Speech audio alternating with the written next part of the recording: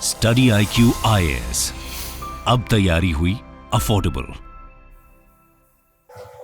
जी sir, क्या नाम है आपका? मेरा देवकी नाम है। किस तरह का पेपर था? अभी अब दोनों पेपर क्योंकि हो चुके हैं, कैसा पेपर आया था? Easy, moderate, tough? Paper starting में इजी था लेकिन धीरे धीरे टफ होते चला गया। कह नहीं सकते कि पूरी तरह से टफ था। कुछ सेक्शंस के बहुत इजी थे, बहुत ही इजी बेसिक्स से थे जो नॉर्मल एनसीईआरटी से ही कवर हो गए थे सारे। और जो नॉर्मली रिवीजन जो रेगुलर करता था उसके लिए बहुत इजी थे और मॉडरेट लेवल के क्वेश्चंस थे और कुछ कुछ चेंजेस थे जो करंट से रिलेट करके बनाए गए थे। ऑलमोस्ट पेपर मॉडरेट ही कह सकते हैं। लेंदी पेपर आया था, थोड़ा समय ज़्यादा ले लिया पेपर में? सी सेट भी लेंदी था, बहुत लेंदी था सी सेट, और जीएस पेपर भी वही सीन था, ऑलमोस्ट उसका वही सीन था। Okay okay. आपका कौन सा अटेम्प्ट है ये मेरा फर्स्ट अटेम्प्ट। ये फर्स्ट अटेम्प्ट है आपका। कोई ऐसा स्पेसिफिक एरिया था जिससे बहुत ज़्यादा क्वेश्चन आ गए या जिससे आपने सोचा था कि नहीं आए, जो आपने एक्सपेक्ट किया हो? एक्सपेक्ट किया था पॉलिटी से थोड़ा कम क्वेश्चन आने का इस बार, लेकिन उससे भी ज़्यादा क्वेश्चन आया था और हिस्ट्री से भी ऑलमोस्ट क्वेश्चन ज़्यादा ही थे।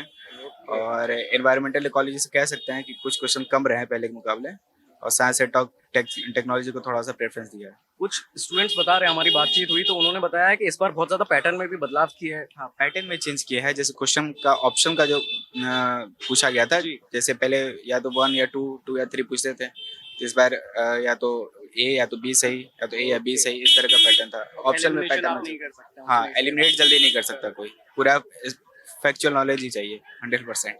Thank you so much, all the very best. Thank you. क्या नाम है सर आपका? मेरा नाम परवीन है।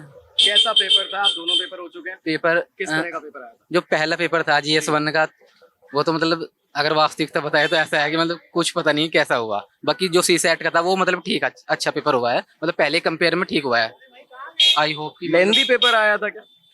नहीं नहीं, मतलब इजी तो नहीं था। मतलब पहले तो मतलब सभी बच्चे टफ ही कह रहे हैं, तो लगभग मतलब ऐसा ही था। पर जो दूसरा पेपर था वो ठीक था। मतलब आपका कौन सा अटेम्प्ट? मेरा पहला ही अटेम्प्ट है इस बार, पहला अटेम्प्ट है आपका। अच्छा, कुछ आपने पहले से भी लगाए होंगे प्रीवियस ईयर के क्वेश्चन पेपर्स, तो क्या उनमें से आपको डिफरेंस लगा आज इस पेपर में? मतलब देखो, सच्चाई तो यह है कि जो मैंने पढ़ा है यहाँ कुछ नहीं मैच करता, बिल्कुल एकदम सिर के ऊपर को गया सब कुछ। चलिए, आपका पहला अटेम्प्ट है। अगले साल के लिए, अगले अटेम्प्ट्स के लिए आपको all the very best study IQ की तरफ से। Thank you. क्या नाम है सर आपका? सचिन। पहला अटेम्प्ट? नहीं, तीसरा है। तीसरा अटेम्प्ट है, तो आपसे तो बहुत कुछ पूछना है हमें। कैसा पेपर था पहले तो आप ये बता दीजिए, दोनों पेपर किस पेपर तरह तो के पहला थे? वाला बढ़िया हुआ एकदम ही। मैंने PYQ ढंग से कर रखे थे, और कोई भी मतलब ये करे ना, टेस्ट सीरीज भी किसी ने नहीं लगा रखी। अगर वो प्रीवियस ईयर के क्वेश्चंस को अगर पेपर मतलब 2 घंटे में अगर वो सॉल्व करे ना, जैसे, तो मैंने वही यही कर रहा था तब से। और वो गूगल कर करके सारे जो उसमें क्वेश्चंस होते हैं ना, जो भी आ रखे थे ऑप्शंस, उनको सर्च कर करके, तो उससे भी हो जाता है। वैसे लंबा कठिन तो पेपर था ही, लेकिन ये था कि एक्सटेंसिव पढ़ा था मैंने इस बार, खूब पढ़ा था। प्रीलिम्स मेरा दोनों पहले भी हुआ था, तो इस बार भी मतलब है। दूसरा वाला पेपर जो ये हुआ है सी सेट का, ये इसमें लंबा पेपर था। तो मतलब लेंदी पेपर तो आया इस बार? लेंदी आया और कठिन भी था पेपर। कठिन भी पेपर हाँ, आया, कठिन तो मतलब जो फर्स्ट टाइमर्स हैं, जो पहली बार दे रहे हैं, उनको टफ लगेगा इसमें? उनको टफ लगेगा, बिल्कुल लगेगा। बस यही कि अगर कोई करना चाहता है ना खुद से, तो थोड़ा सा ही कोचिंग के मटेरियल को छोड़ के खुद से पढ़े, मतलब जो बेसिक बुक्स है ना उससे करे, और PYQ करे ढंग से। तो हाँ। अच्छा, ये पॉइंट मैंने पहले भी सुना कि बेसिक अगर इस बार क्लियर होते किसी के, तो वो इजी पेपर बढ़िया हुआ है, मतलब एकदम ढंग से काफी क्वेश्चंस आते थे। जिन्होंने बेसिक पे ध्यान दिया उनके लिए बहुत अच्छा रहा है। एक्सटेंसिवली पढ़ा है ना PYQ ढंग से। जी हाँ, मतलब एक एक ऑप्शन को सर्च कर करके करा है जिसने, उसका होगा। अच्छा, क्योंकि आप पहले भी दे चुके हैं 18-19 में दिया था, मेरा गैप आ गया था 3 साल का। ओके ओके, तो आप जैसे पहले दे चुके हैं, तो अभी पहले के जब भी ईयर के आपने पेपर भी लगाए होंगे, वो एक जैसे, इसमें कितना डिफरेंस है इस बार? डिफरेंस ये कि ऑप्शन बदल दिए हैं और कंटेंट उनका लगभग वैसे ही रहता है। जैसे भी एनवायरनमेंट के क्वेश्चन इस बार ज्यादा थे, तो ये नहीं है कि कुछ एकदम से वैसा आ गया, ऑप्शंस को उल्टा सीधा कर देते हैं ये। चेंजेस कुछ किसी तरह के किए हैं यूपीएससी ने इस बार पेपर में जो सरप्राइजिंग हो? हाँ, बिल्कुल बिल्कुल। जैसे कि वो इकोनॉमिक्स के क्वेश्चन थे, लोग इकोनॉमी ढंग से कर लेते थे, पॉलिटी ढंग से कर लेते थे, तो पॉलिटी उनको लगता था ये हो जाएगा, हिस्ट्री कर लेते थे, लेकिन वैसा कुछ नहीं था उसमें कि इकोनॉमी, किसी ने इकोनॉमी ढंग से भी करी तो शायद ना निकल पाए उससे वो, क्योंकि ऑप्शंस ना बड़े मतलब उठपटांग से कर रखे थे, ओनली वन ये वो ऑप्शंस में मतलब पूरा गेम हो गया इस बार का गेम था ऊपर से। लेकिन पेपर टफ था, मैं कहूँगा। हाँ, जिसने अगर PYQ और वही बेसिक ढंग से कर रखा है वो शांति से भी करेगा, पहला पेपर हो जाएगा। और ये जो ये वाला था ना आपका सी सेट का, सी सेट में मतलब ठीक ठाक था, मतलब कठिन सा पेपर। सी सेट कठिन बना दिया इस बार, मतलब सी सेट किस तरह का पेपर बना दिया है? ज्यादा लेंदी कर दिया?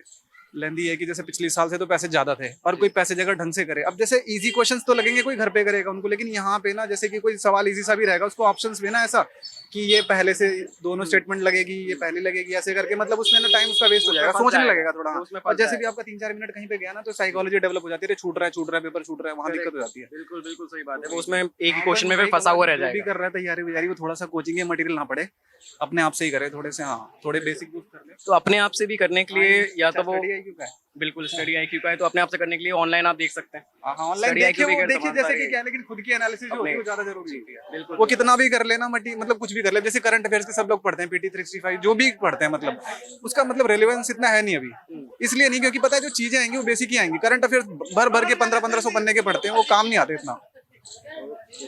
चलिए, आपको ऑल द वेरी बेस्ट। क्या नाम है आपका? यशवंत। किस तरह का पेपर आया है आज, क्या रहा आपका? दोनों पेपर हो चुके हैं, इजी था, मॉडरेट था, टफ था?